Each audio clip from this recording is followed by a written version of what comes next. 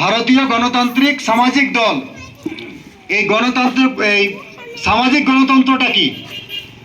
সামাজিক গণতন্ত্র মানে কি?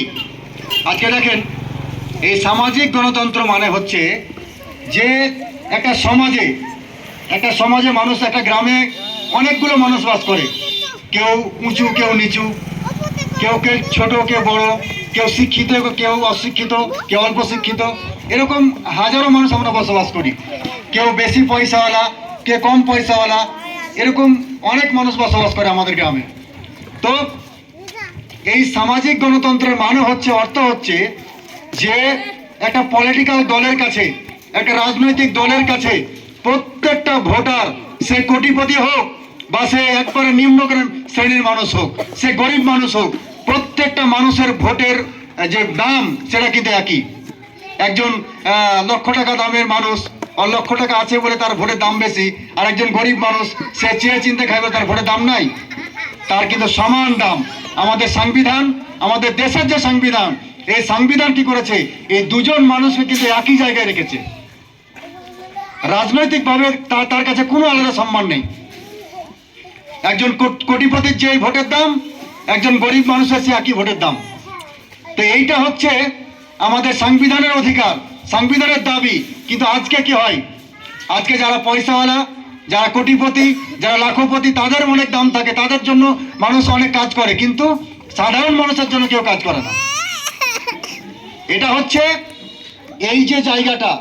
আজকে দেখেন, আমরা দেখি যে যখন এই এমএলএ ভোট সামনে আসছে, আপনারা অ্যাসেম্বলি ভোট বলে বা বিধানসভা ভোট আমাদের সামনে আসছে, দেখবেন আগে আমরা দেখেছি যেই ব্যক্তিটা সমাজে খুব ভালো মানুষ, তাকে কি করা হয়েছে?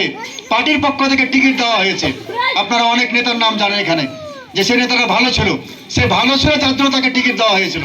কিন্তু এখন আমাদের লালগোলা বিধানসভায় মোহাম্মদ আলী এমএলএ, আমাদের রঘুনাথগঞ্জ বিধানসভায় আখরুজ্জামান এমএলএ, এরা কতটা ভালো মানুষ জানেন? এরা কতটা ভালো মানুষ জানেন? এরা সমাজের মানুষের যে অধিকারের টাকা, মানুষের যে অধিকারের সম্পদ, এই সম্পদকে হরণ করে, মানে কি ছিনতাই করে, গুন্ডাগিরি করে, আদায় করে আজকে তারা কোটিপতি হয়েছে। আর এই কোটিপতি মানুষগুলোকেই তার চরিত্র কেমন সেটা দেখে না, এদেরকে কি করা হয়?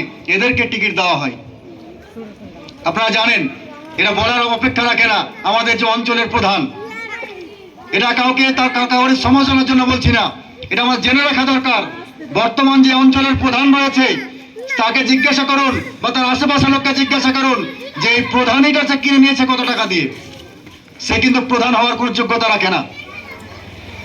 ওকে মঞ্চে এসে একবার আমাদের যে প্রধান রয়েছে, অঞ্চলের প্রধান, এই অঞ্চলের প্রধানকে বলেন মঞ্চে এসে মানুষকে সংশোধন করার জন্য, মানুষের উদ্দেশ্যে দুটো ভালো কথা বলবে, মঞ্চে এসে বলকে ক্ষমতা রাখে না। সে কেন প্রধান হয়েছে? সে তার ক্ষমতা নাই পঞ্চায়েতে গিয়ে যে লোকগুলো